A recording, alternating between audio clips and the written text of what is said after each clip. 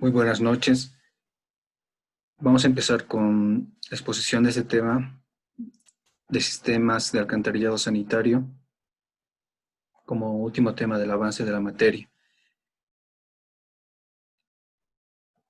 Bueno, entonces algunas partes, ¿no?, de un sistema sanitario o algunas definiciones que debemos conocer son las siguientes.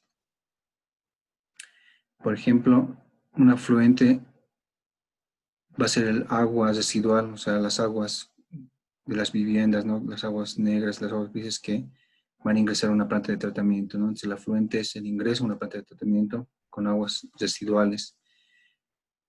Las aguas pluviales son las aguas de lluvia, que no las vamos a tratar en este caso, ¿no?, en esta situación. Las aguas residuales son un conjunto de líquidos provenientes de residencias, como decíamos, pero también de industrias y otras instituciones comerciales, fábricas. ¿Ya? Un alcantarillado sanitario es un conjunto, ¿no?, de elementos destinados a la recolección y conducción de aguas residuales, industriales, comerciales, hasta un punto final, ¿no?, hasta un destino final que debería ser una planta de tratamiento. Aquí podemos ver una tubería de alcantarillado sanitario, ¿no?, que se está extendiendo en una zanja. Existe el caso cuando se combinan tanto el alcantarillado sanitario con el alcantarillado pluvial, o sea, el alcantarillado de lluvias. En este caso se llamaría alcantarillado combinado. Esto no es aconsejable, para la mayoría de los casos no es, ¿no? Solamente en pocas situaciones puede ser algo recomendable. Cuando la población es pequeña o las condiciones meteorológicas lo destinan así. Generalmente, y es lo que se combina la norma también, la norma NB 688, el alcantarillado debe ser separado, es decir, debe haber un alcantarillado sanitario, es decir, de aguas residuales, aguas negras, aguas grises, por separado del alcantarillado pluvial, ¿no? O sea, el que recolecta las aguas de los sumideros de lluvia, ¿no? Las aguas que vienen de las canaletas, de las cubiertas, ¿no?, de las viviendas, eso va a ir a este alcantarillado pluvial. En cambio, el alcantarillado sanitario van las aguas que se recolectan de los baños, de las cocinas y de algunos otros puntos, ¿no?, donde se generan aguas de limpieza, por ejemplo, ¿no? Una cámara de inspección para el alcantarillado sanitario es un elemento como este, ¿no?, como este o como este, que puede tener esta forma troncocónica o puede ser una forma cilíndrica, con una tapa, ¿no?, que puede ser de, de metal o puede ser también de hormigón, ¿ya? Que generalmente esa tapa se puede desmontar o por lo menos debe tener un ingreso de unos 60 centímetros como mínimo para que alguna persona pueda hacer mantenimiento y limpieza, ¿no?, cuando existen obstrucciones. Una caja de paso cumple también una cierta función parecida a las cajas de inspección, porque estas cajas de inspección o cámaras de inspección no solamente son para limpieza, sino cuando tenemos un tramo de tubería que viene con cierta pendiente, con cierta inclinación, y queremos cambiar esa inclinación a otro valor de pendiente, ¿no?, o de inclinación, entonces hay que instalar una cámara de inspección o también una cámara de paso. Eso depende de la necesidad.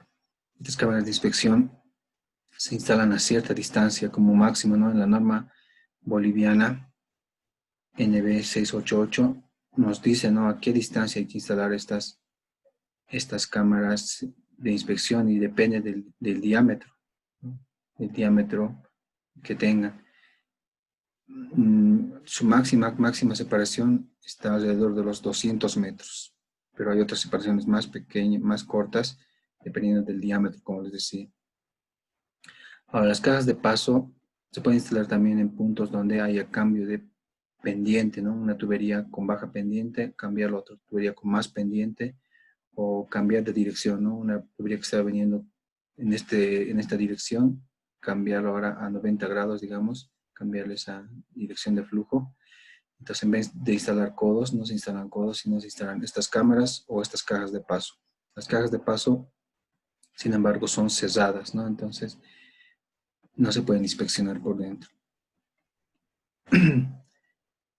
El caudal de diseño es un valor importante, ¿no? Porque eso nos va a permitir calcular los diámetros de las tuberías, ¿no? A mayor caudal, mayor diámetro, ¿no? Entonces, es lo que sucede con el caudal de diseño y tiene cierta forma de calcularse que lo vamos a ver en este texto y también es parte de su trabajo final, calcular este caudal de diseño. Para el caudal de diseño se toman en cuenta varios caudales, ¿no? Hay un caudal de conexiones cerradas, que viene a ser digamos, la contribución de aguas pluviales en la red de alcantarillado sanitario, lo que no debería haber, pero por alguna situación, alguna conexión puede estar, alguna situación de agua pluvial puede estar conectada al sistema de alcantarillado y eso se llama conexión errada, ¿no? Entonces, eso hay que tomar en cuenta también para calcular el caudal de diseño, como también el caudal de infiltración. Sucede que cuando tenemos estas cámaras, puede ingresar, ¿no? por los costados de la tapa si no está bien sellada, o el tubo no está bien conectado, herméticamente conectado con la cámara, o en el mismo tubo puede haber alguna fisura y puede ingresar agua que se encuentra en el subsuelo, ¿no? Es decir, en esta parte del suelo enterrado, o inclusive el nivel freático, ¿no? El nivel freático puede estar permanentemente aquí. Si este tubo está muy, muy profundo, a unas profundidades de 5 metros, por ejemplo, entonces puede haber un nivel freático que pueda atacar al tubo, pero también esa agua del subsuelo puede infiltrarse en la tubería, ¿no? En algunos lugares. Entonces a eso lo llamamos caudal por infiltración. Depende del tipo de tubo y del tipo de unión, ¿no? Su valor, como vamos a ver más adelante. El coeficiente de punta también sirve para calcular el caudal de diseño. Le vamos a ver cómo se calcula y para qué sirve posteriormente. El coeficiente de retorno es como un porcentaje de retorno de las aguas que se utilizan en una vivienda, o sea, del agua potable que se utiliza en una vivienda, un retorno a las aguas de alcantarillado, ¿no? Porque después de que se utiliza el agua potable para cocinar, para lavar el piso del baño, para lavamanos, para el inodoro, para la ducha, todas esas aguas que eran potables vuelven al sistema, bueno, vuelven a un sistema sanitario, ¿no? Un sistema de alcantarillado sanitario, y ese es un porcentaje que va a volver, ¿no? Que según la norma está alrededor del 60 al 80%, que vuelve de toda el agua potable que se utiliza en una vivienda. Luego hay unas consideraciones físicas como coeficiente de seguridad, de rugosidad, mejor dicho, para calcular el flujo en los tubos, ¿no? Las rugosidades, la aspereza en las tuberías, ¿no? El hormigón es áspero y el PVC es liso, ¿no? Entonces tienen diferentes coeficientes. Los colectores en un sistema de alcantarillado sanitario son estas tuberías, ¿no? Que reciben las descargas de las viviendas, ¿ya? Pero también estos colectores van y dirigen su caudal hacia otros colectores más grandes, ¿no? Entonces hay diferentes tipos de colectores. Los principales son los de mayor área, más anchos, y reciben los caudales de los secundarios, ¿no? Los secundarios ya pueden recibir de las viviendas, ¿no? Y conectarse estos secundarios a los principales, ¿no? La conexión domiciliaria básicamente es la tubería que transporta las aguas desde la cámara de inspección domiciliaria, desde la primera cámara de inspección domiciliaria hasta un colector público. Entonces, en este dibujo, esta sería la conexión domiciliaria, ¿no? Desde esta cámara de inspección todo este tramo sería la conexión domiciliaria.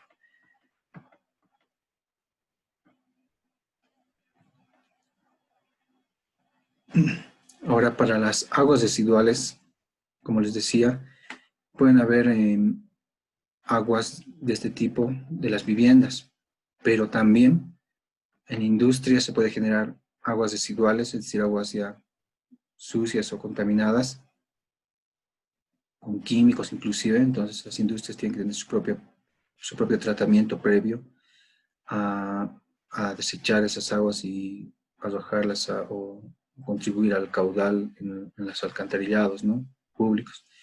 Los comercios ya son restaurantes, etcétera, que también puede generar bastante cantidad de agua residual.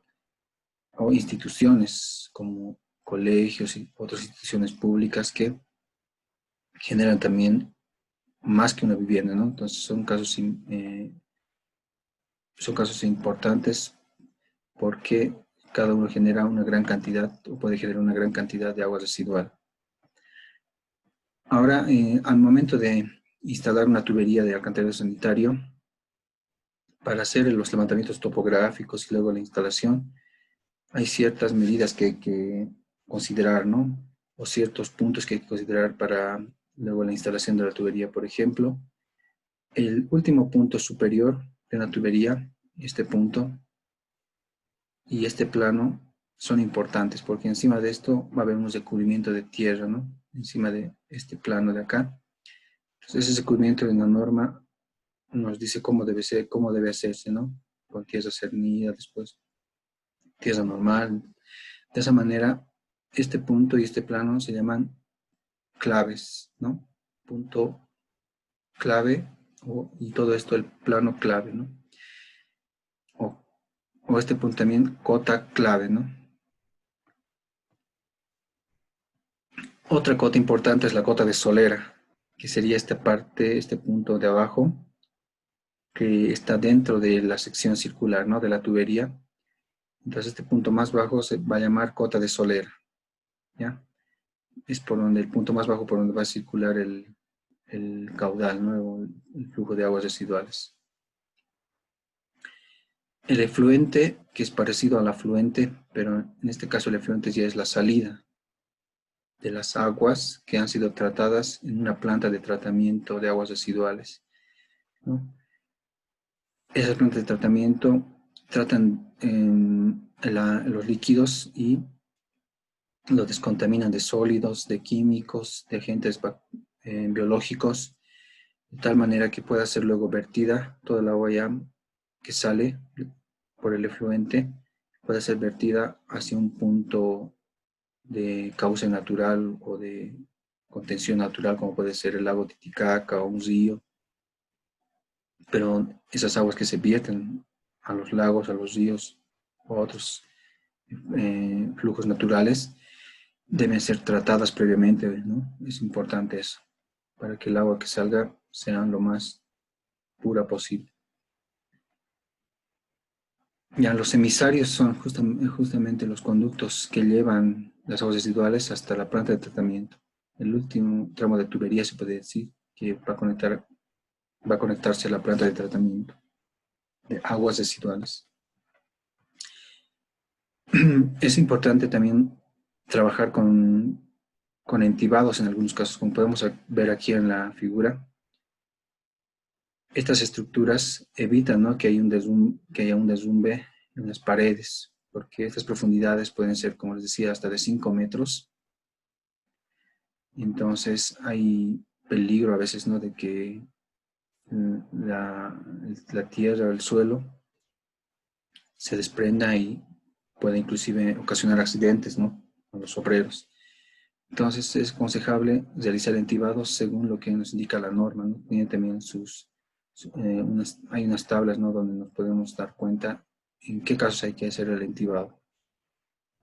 Una planta de tratamiento, como podemos ver en esta imagen, tiene diferentes procesos, ¿no?, para ir eliminando los sólidos, los químicos y los biológicos con un final de un agua tratada que puede ser vertida a un río, un lago, les decía, un un cauce natural, ¿ya? Y de esa manera no generar contaminación al medio ambiente. Para los proyectos de instalaciones de alcantarillado sanitario, también se toma en cuenta la población, ¿no? Lo mismo que se hacía para los sistemas de agua potable. Población inicial, población final. Esta es la población luego ya que va a ser servida, o sea, va a tener el servicio de alcantarillado. Sus cálculos de la población final son bueno, tienen que ver con el agua potable, como vamos a ver, con la norma 689. Es el mismo cálculo que se ha hecho en sistemas de agua potable. Ahora, con respecto a los colectores, hay una diferencia, ¿no? Les decía unas alturas, pero la profundidad a la que va a ser colocada el colector o el tubo para el alcantarillado sanitario tiene que ver más con con el funcionamiento del sistema, ¿no? Porque este tubo tiene que estar un poco inclinado para que el agua residual pueda fluir por gravedad, ¿no? Entonces hay también profundidades mínimas, ¿no? Que se deben respetar. Por ejemplo, si por aquí encima van a caminar personas, entonces la profundidad de enterramiento o esta profundidad de llenado de suelo encima de la cota de clave, entonces es menor, ¿no? Por ejemplo, 80 centímetros. En cambio, si van a estar automóviles o es un lugar de mucho tráfico peatonal también, y esto puede ser 1 metro, ¿no? Entonces, eso también en la norma nos indica cuánto debe ser la distancia, la profundidad mínima de enterramiento, ¿no? Y la máxima también, como les decía, 5 metros, ¿no? Tal vez en algún caso obsesional se puede enterrar un poco más de 5 metros, ¿no? Si es que se necesita más pendiente, ¿no? Trabajar con las pendientes de los tubos es un trabajo de precisión topográfica, ¿no? Cuando hay un conjunto de viviendas, ya se denominan condominio, ¿ya? Un conjunto de viviendas. Entonces, para ese condominio se puede hacer un diseño aparte, para un ramal, para un conducto que va a recibir, ¿no? Todas las aguas residuales del conjunto de viviendas. Entonces, a eso se le llama ramal condominial. En la norma también tenemos cómo se puede considerar los cálculos para los ramales condominiales. La red pública, bueno, eso obviamente son todas las conexiones que tenemos públicas que reciban las conexiones de domicilios por separado, o también puedes recibir la conexión de un ramal condominial, ¿no? Es decir, de un ramal que viene de un conjunto de viviendas, que puede ser, por ejemplo, un edificio, un conjunto de viviendas, ¿no? La rasante es el perfil que tenemos longitudinal de la superficie pavimentada ya de la vía pública. Con respecto a esas rasantes se miden las profundidades, ¿no? De enterramiento de las tuberías. En algunos casos, cuando la tubería tiene que pasar por debajo de estas depreciaciones naturales que pueden ser causas de ríos, entonces se realiza esta maniobra, ¿no? de generar un flujo hacia abajo y luego hacia arriba. Pero es por la diferencia de altura que hay acá, este líquido, este caudal de aguas residuales va a poder fluir tranquilamente hasta esta altura, ¿no? Porque esto está más arriba en elevación, este punto está más elevado que este otro. Entonces se puede crear ese flujo de esta manera.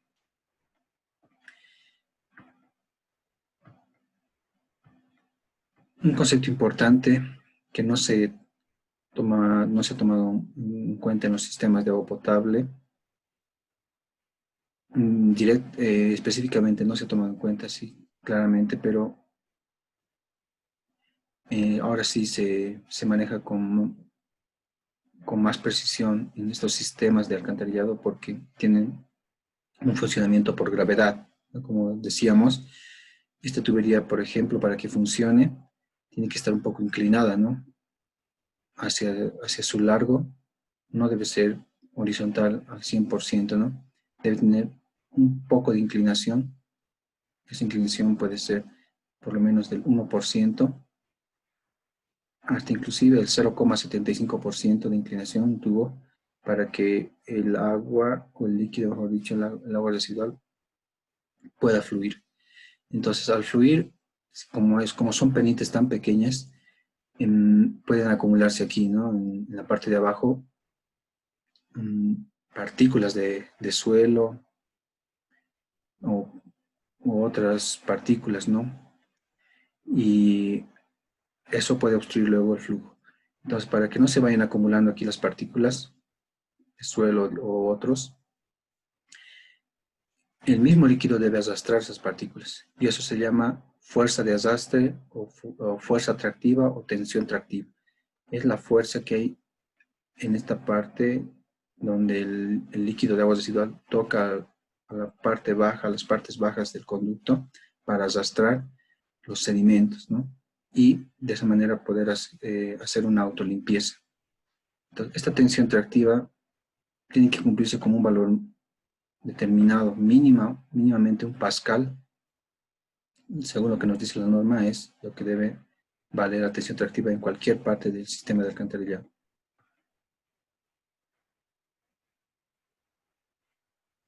Bueno, los componentes ahora del sistema de alcantarillado sanitario son las sedes públicas, los colectores, hemos dicho que hay colectores principales y secundarios, los interceptores que reciben los flujos de las viviendas o industrias o comercios. A veces puede haber sistemas de bombeo, cuando las pendientes no son suficientes para realizar el movimiento del fluido, del líquido, entonces puede haber un bombeo necesario, ¿no? Para que fluyan estas aguas residuales por el sistema de alcantarillado. Los emisarios hemos dicho que son los que entregan las aguas residuales a la planta de tratamiento. Ahora, con respecto a el diseño ya de los sistemas de alcantarillado sanitario, tenemos que tomar en cuenta un periodo de diseño.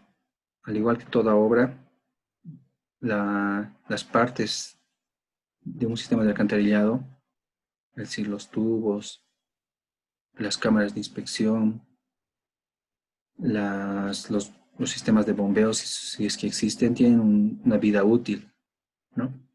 Entonces esa vida útil varía y en esta tabla tenemos cómo hay que considerar la vida útil para diferentes estructuras, ¿no? Y también depende de la población. Para poblaciones menores a 20.000 habitantes, los interceptores y emisarios deben durar 20 años. Las plantas de tratamiento de 15 a 20 años. Estaciones de bombeo lo mismo, 20 años. Colectores, 20 años. Y otros equipos que se utilizan también para los bombeos, entre 5 a 10 años. Aquí tenemos para poblaciones mayores a 20.000 habitantes, ¿no? La población del proyecto va a ser, por ejemplo, la población de un conjunto de viviendas, ¿no? En una zona.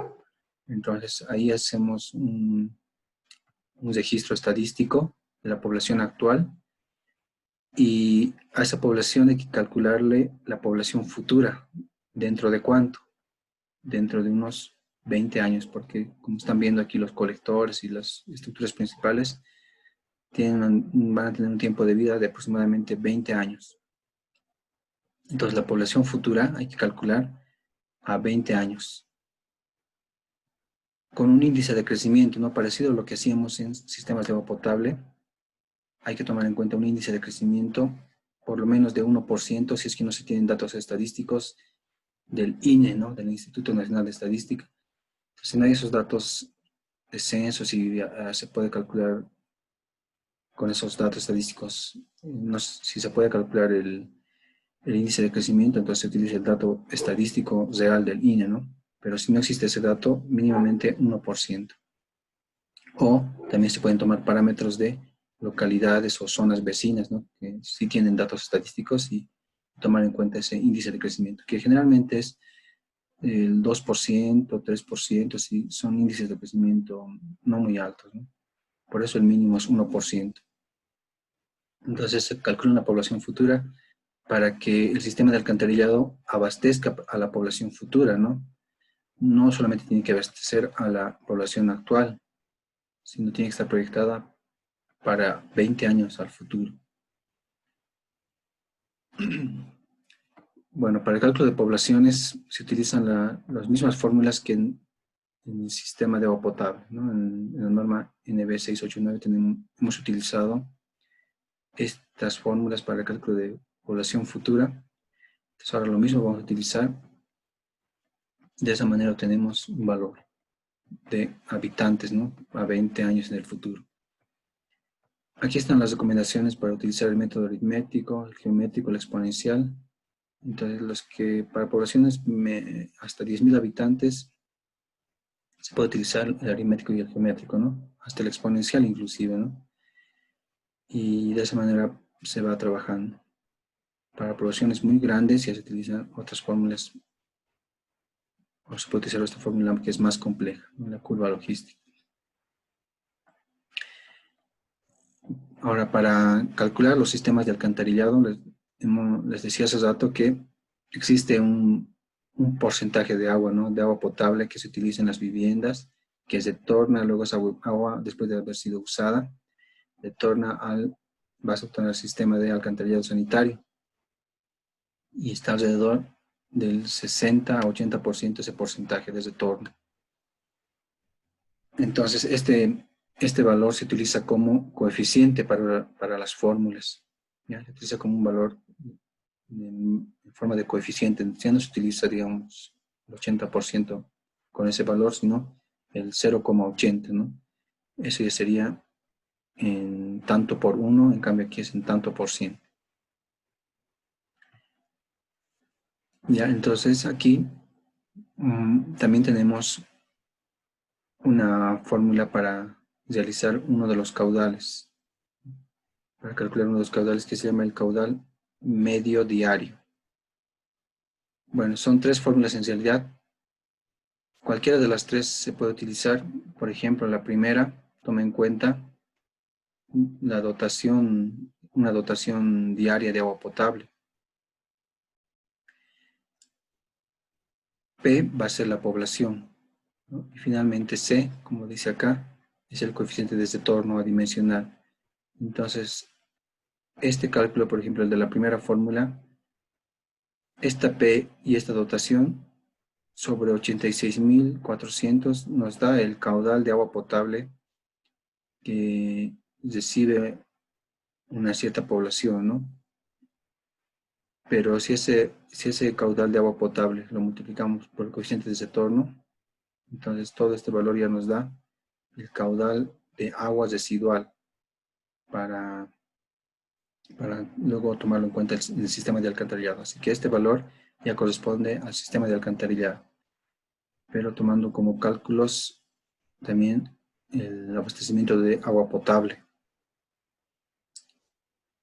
Las otras fórmulas también son parecidas, pero toman en cuenta otros datos. Por ejemplo, si no contamos con la población, se puede calcular con otros valores, ¿no? Como vemos aquí abajo, con áreas de contribución en hectáreas, con densidades poblacionales en habitantes por hectárea,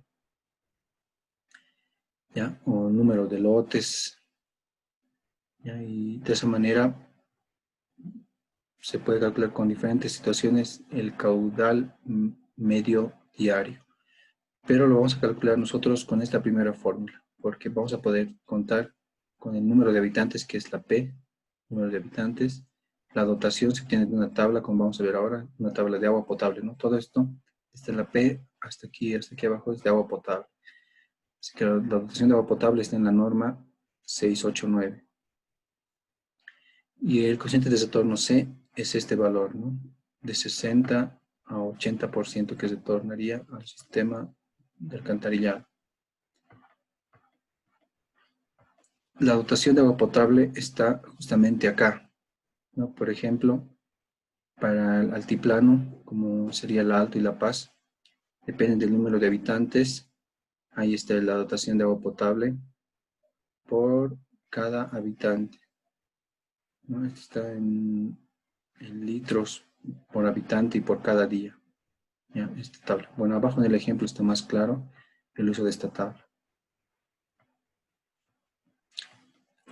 Decía que hay, a veces cuando ya se tiene bien claro, digamos, haciendo un estudio de la población, o inclusive, ¿no? Ya pueden ser poblaciones con industrias ya establecidas, o haciendo un estudio se puede determinar que se van a instalar ahí industrias en la población. Entonces hay que tomar en cuenta el caudal que puede generar esa industria, ¿no? Mediante datos de otras industrias, se puede saber este caudal. Entonces ese caudal se le suma nomás al caudal final, igual de los comercios, ¿no? Saber cuánto genera un restaurante de mediano tamaño, de gran tamaño, etcétera. Entonces ese dato de caudal que genera un comercio se le suma nomás al final de cuentas al diseño total, al caudal del diseño total. Lo mismo de las instituciones públicas, ¿no? Colegios, otras instituciones, ya se tienen datos, ¿no? De cuánto generan, hay que averiguarlo nada más. Hospitales también son instituciones públicas, entonces ese dato luego al final se le suma, ¿no? al caudal del diseño total.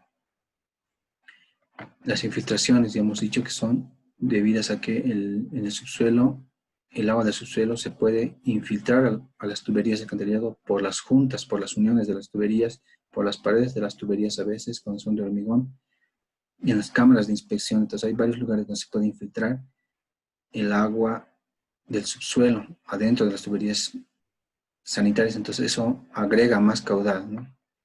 Y aquí está la forma de calcularlo, es con estos coeficientes. Ya depende si es en tubería de plástico, por ejemplo, si el tubo que se va a tender es de plástico PVC u otro plástico y las uniones van a ser con anillo de goma, entonces es más hermético y el coeficiente es bien bajo, ¿no? 0,0005. En cambio, si el tubo va a ser de hormigón y va a ser unido con el mismo hormigón, entonces el coeficiente es más alto, ¿no? 0,005. Aquí hay 3 ceros, en cambio aquí hay 4 ceros. Entonces este coeficiente es menor. Significa que hay menor infiltración con uniones con anillos de goma, ya en tuberías de plástico. Las conexiones cesadas, ya hemos dicho que son partes de las conexiones pluviales que se conectan al alcantarillado sanitario por ESOR, por diferentes situaciones también.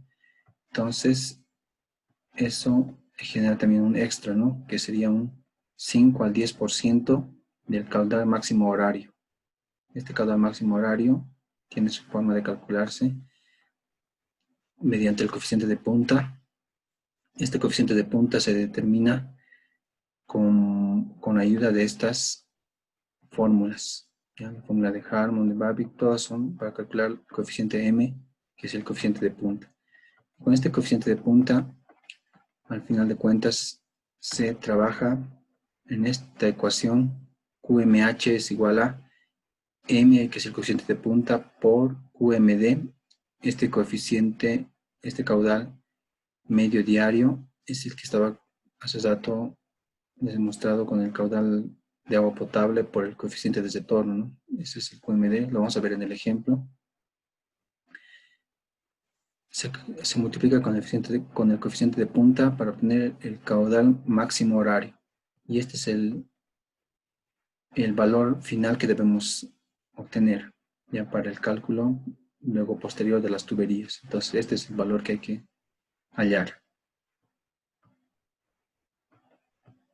Como podemos ver aquí, ese valor que vamos a hallar, el caudal máximo horario, a ese valor simplemente se le suma el caudal de infiltración más el caudal de condiciones cesadas más los caudales de industrias, comercios o instituciones públicas y obtenemos el caudal de diseño. Y el caudal de diseño Q de T. ¿Ya? Entonces, en esta simple sumatoria obtenemos un resultado final para obtener el caudal de diseño para las tuberías. Aquí está el ejemplo. Entonces, como podemos ver aquí, se está realizando un cálculo para una población en el Alto. Los datos van a ser los siguientes. La población inicial, 720 habitantes. El crecimiento de la población anual, 2,4%. El proyecto se va a realizar para 20 años, ¿no? Como hemos visto en las tablas, hay que realizar generalmente para 20 años el diseño de las estructuras. Entonces, de todo el sistema, su diseño va a ser para 20 años. El crecimiento, hay un índice de crecimiento del agua, del consumo de agua potable, que está en la norma 689, va a ser en este caso del 2%. Generalmente también está por este valor nomás. El coeficiente de retorno, como ya les decía, va a ser de 0,80, que significa que el 80% del agua potable vuelve luego al sistema de alcantarillado, ¿no? Después de haber sido usada. La longitud total de tubería va a ser 2025,30 metros. Esa va a ser toda la tubería que va a recorrer todas las calles de esa zona, de esa población, de esos manzanos, donde va a estar instalada la tubería. Va a ser en total de esa longitud, y ese es un dato para poder calcular la infiltración, ¿no? Porque en toda la longitud puede haber infiltración de aguas de subsuelo, entonces este dato de la longitud total nos sirve para eso. El coeficiente de infiltración, como más antes les he mostrado en la norma, cuando se utiliza PVC y hay uniones de goma entre los tubos de PVC, hay poca infiltración, entonces el coeficiente es bajo, ¿no? Les decía 0,4015.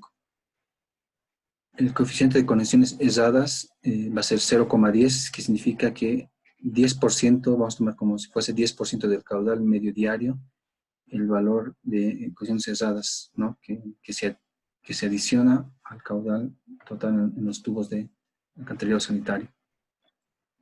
Aquí no vamos a considerar caudales de industrias ni de comercios, ya en este caso, solamente vamos a considerar de las viviendas.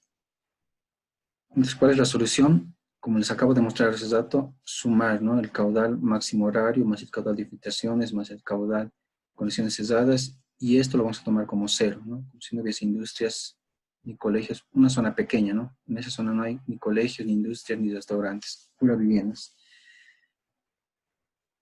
Al final de calcular estos tres caudales, los sumamos y ese va a ser el caudal de diseño final, ¿no? Entonces vamos a necesitar esta fórmula donde ya no está este último, ¿no? De las industrias y comercio, solamente esta fórmula. Entonces, primero hay que calcular la población. La población futura se calcula con las fórmulas que les mostraba hace rato de la norma 689, por el método aritmético geométrico exponencial. Ustedes reemplazan los valores del índice de crecimiento. El número 20 sería el valor del tiempo en años, ¿no? Del proyecto, 20 años. 720 es la población inicial, y así en cada fórmula se reemplazan los valores, nos salen estos tres valores de habitantes a 20 años en el futuro, sacamos el promedio con un resultado de 1129 habitantes. Entonces eso va a ser la población de diseño futuro, ¿no? Eso hay que utilizar. Para estos 1129 habitantes, según esta tabla que está en la norma 689 también, para agua potable, como son 1000 y tantos, está en este rango, ¿no? El alto está en el altiplano, así que corresponde de 30 a 70 litros, ¿no? Tomamos el promedio, que son 50 litros. Aquí está ese valor, ¿no? Tomamos un valor de 50 litros por habitante por día como valor de dotación de agua potable. Y ahora esta dotación de agua potable hay que aplicarle otra fórmula que está también en la norma 689, de dotación futura de agua. Supuestamente va a crecer el consumo de agua en el futuro, y tenemos esta fórmula donde reemplazamos los valores correspondientes Por ejemplo, esta D, el 2,0 es el porcentaje de crecimiento de agua, que también era un dato que estaba al principio. Este 20 es el tiempo para el diseño del sistema, ¿no? Luego tenemos esto que es el dato extraído de esta tabla, los 50 litros por habitante por día. Esa es la dotación inicial, ¿no? Al final, empezando los valores, nos da una dotación final de 74,30 litros por cada habitante en un día. Entonces, esto nos va a servir para saber cuánta agua potable consume esa población, ¿no? Por cada habitante en un día. Y con eso podemos hallar cuánta agua va a retornar al sistema de alcantarillado, ¿no? Que sería el 80% de esto. Entonces, eso está expresado en esta fórmula. Este es el primer cálculo de caudal para el sistema de alcantarillado. Es el caudal medio diario, que lo tenemos de esta manera. C es el coeficiente de retorno, P es la población, DOT es la dotación. Este valor es la dotación. Reemplazamos en la fórmula y obtenemos un valor de 0,777 litros por segundo. ¿Ya? Entonces, aquí este valor de 50 estaba en litros habitante día, ¿no? Pero al dividirlo entre 86.400, entre este valor, ya se convierte en litros por cada segundo. Entonces hay que calcular en litros por cada segundo estos caudales. Posteriormente, tenemos que calcular el coeficiente de punta, ¿no? Coeficiente M, que se llama coeficiente de punta, cuya fórmula que vamos a utilizar es esta. Va a ser igual a K1 por K2. Estos valores de K1 y K2 se hallan con esta tabla que está en la norma 688. Aquí nos indica cuánto tiene que ser K1. K1 tiene que variar entre 1,2 a 1,5. Entonces, en este caso hemos tomado un valor de 1,5, el máximo valor que puede tomar. En cambio, al coeficiente K2 lo hemos considerado para menores a 2.000 habitantes este valor, ¿no? De 2 a 2,20 hemos tomado el valor medio, que es 2,10. Entonces, al multiplicar los dos valores, se obtiene 3,15. Este va a ser el coeficiente de punta, que lo vamos a multiplicar a este caudal medio diario y obtenemos finalmente el caudal máximo horario. Como pueden ver, aquí está multiplicado el coeficiente de punta con el caudal medio horario y se obtiene el caudal máximo horario, que es un valor que ya es parte de la sumatoria final de caudales.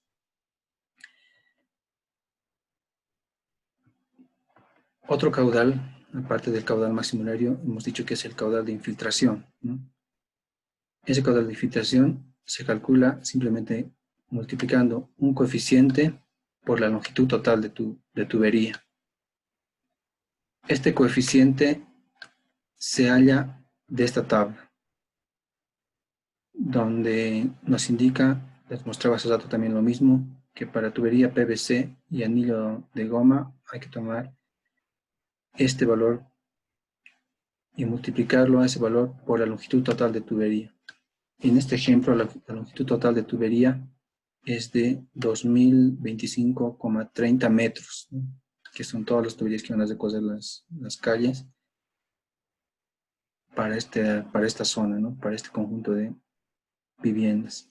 Al multiplicar los dos valores, coeficiente de filtración con la longitud de tubería, tenemos un caudal de 0,101 litros por segundo. Ese sería el segundo caudal que se va a sumar a este otro caudal que está en verde, que es el caudal máximo horario. Y finalmente falta un caudal más, que es el caudal por conexiones cerradas, que sería este otro caudal. Se calcula con esta fórmula. Caudal de conexiones cerradas va a ser igual a 0,1 por caudal máximo horario. Este 0,1, hace rato les mencionaba que es el 10%. Es solamente una estimación que dice que se puede colocar un 10% del caudal máximo horario que se va a agregar como caudal de conexiones cerradas. Entonces, este 0.1 se va a mantener para sus cálculos también de ustedes. Y al hacer el reemplazo en la fórmula, obtenemos 0,245 litros por segundo. Con esos tres valores, el de condiciones cerradas, caudal de condiciones cerradas, caudal de infiltración y caudal máximo horario, ya hemos completado los tres valores que necesitamos para esta fórmula, que está con celeste, ¿no? Debe estar por aquí. Esta fórmula, que es la sumatoria de esos tres caudales, nos da el caudal de diseño total. Entonces, volvemos a los tres valores verdes. Aquí está uno, aquí está el otro, y están los tres. Los sumamos los tres valores y este es el resultado final del caudal de diseño total para este ejemplo, para este número de habitantes, para esa pequeña población del Alto. Y obtenemos un caudal de diseño total de 2,794 litros por cada segundo, ¿no? Menos de 3 litros por cada segundo. Ese va a ser el trabajo que ustedes también tienen que hacer como control de avance y llegar a este resultado, ¿no? Yo les voy a mandar unos datos y ustedes hacen todos los cálculos para llegar a esta respuesta en cada caso de cada uno de ustedes. Eso sería todo por el momento.